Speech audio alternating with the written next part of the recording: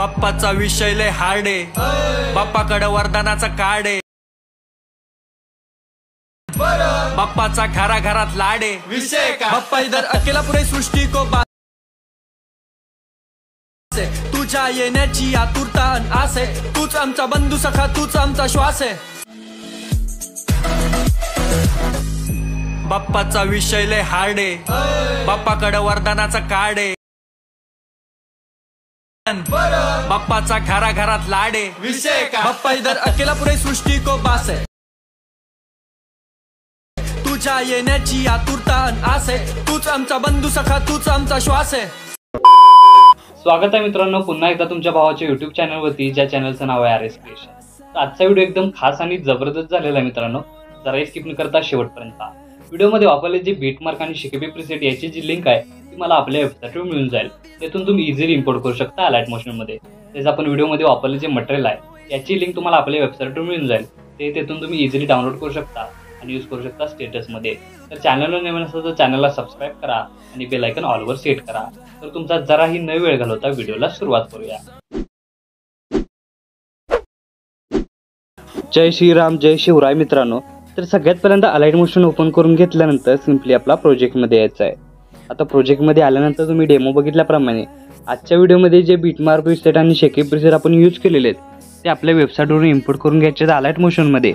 आणि अलाइट मोशनमध्ये आल्यानंतर सगळ्यात पहिल्यांदा बीटमार्क प्रीसेट ओपन करून घ्यायचे आहे.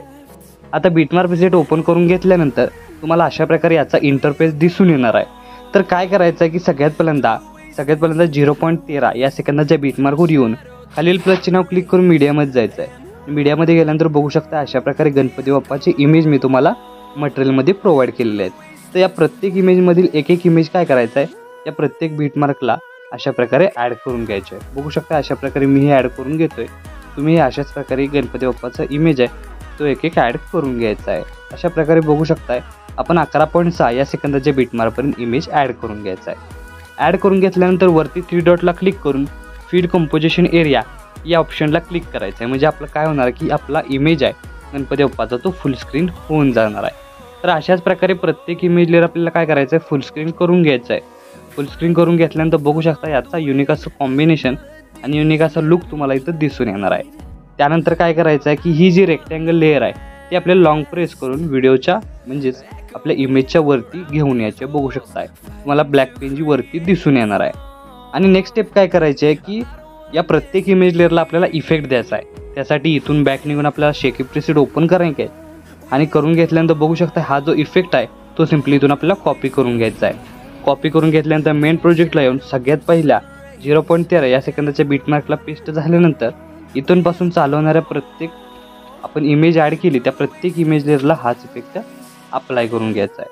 तर अशा प्रकारे बघू शकताय की आपण लास्ट 9.25 या सेकंदाच्या बीटमार्कला पेस्ट करायचं आहे. आता पेस्ट झालं तर स्टार्टिंगला येऊन खालील प्लसचे नाव क्लिक करून मीडियामध्ये जायचं आहे.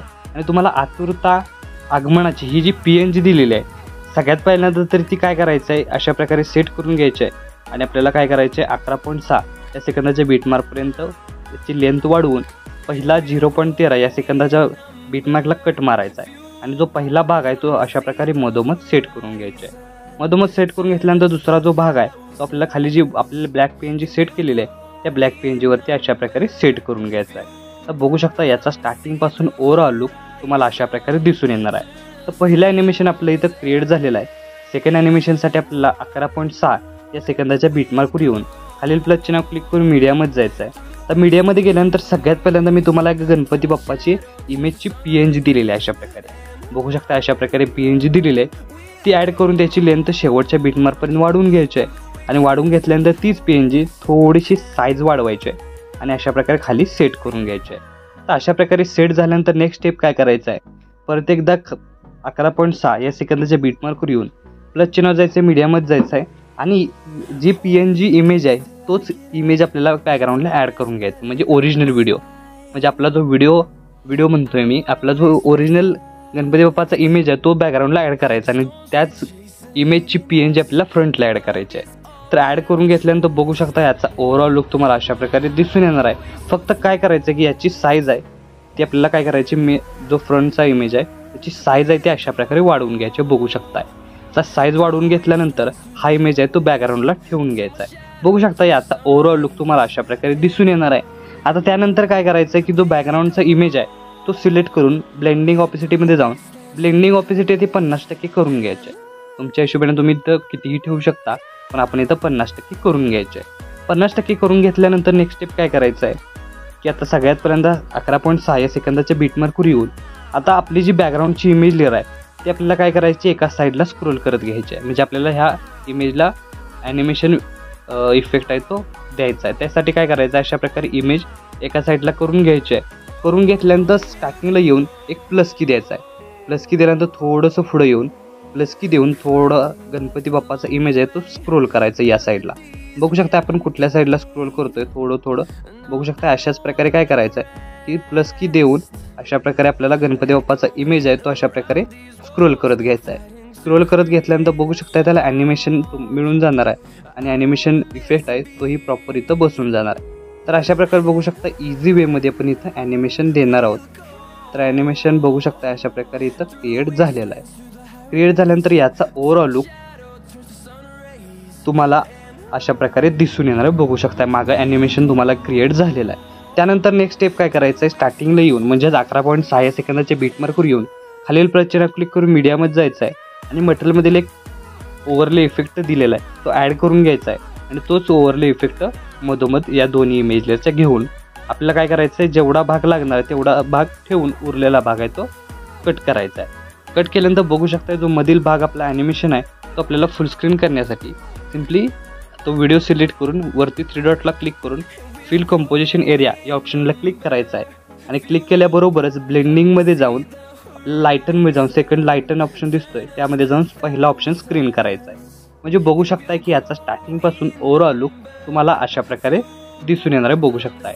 तर नेक्स्ट स्टेप काय करायचं आहे की परत इथून बॅक निघून शेक एपिसोड ओपन करून घ्यायचा आहे आणि हा जो सेकंड नंबरचा व्हाईट कलरचा PNG दिसतोय म्हणजे आपला जो लेअर दिसतोय तो सिलेक्ट करायचा आहे आणि सिलेक्ट झाल्यानंतर सगळ्यात पहिल्यांदा इथं आपल्याला 11.6 या सेकंदाच्या बीटमार्कवर येऊन कॉपीच्या बटनावर क्लिक करून पेस्ट लेअर करून घ्यायचे आहे. अशाच प्रकारे काय करायचं, शेवटपर्यंत आपल्याला अशाच प्रकारे ही लेअर आहे ती पेस्ट करून घ्यायची आहे. बघू शकता इझी वेमध्ये सगळ्यात पहिल्यांदा काय करायचं आहे की लेअरवर यायचं आहे, कॉपीच्या बटनावर क्लिक करून पेस्ट लेअर करून घ्यायचे आहे. अशाच प्रकारे ही लेअर पेस्ट करायची आहे. पेस्ट झाल्यानंतर बघू शकता या स्टेटसचा ओव्हरऑल लुक तुम्हाला अशा प्रकारे दिसून येणार आहे. तर आपला स्टेटस आहे तो इथं क्रिएट झालेला आहे. आता याला सेव्ह करण्यासाठी वरती आपल्याला काय करायचं, सगळ्यात पहिल्यांदा ॲरो चिन्ह एकदा क्लिक करायचं आहे. क्लिक केल्यानंतर व्हिडिओचं ऑप्शन सिलेक्ट करून एक्सपोर्टवर क्लिक करायचं आहे. अशा प्रकारे आपला स्टेटस आहे तो HD मध्ये सेव्ह होऊन जाईल. तर आजच्या व्हिडिओमध्ये एवढंच मित्रांनो, भेटू पुढच्या व्हिडिओमध्ये. तोपर्यंत काळजी घ्या.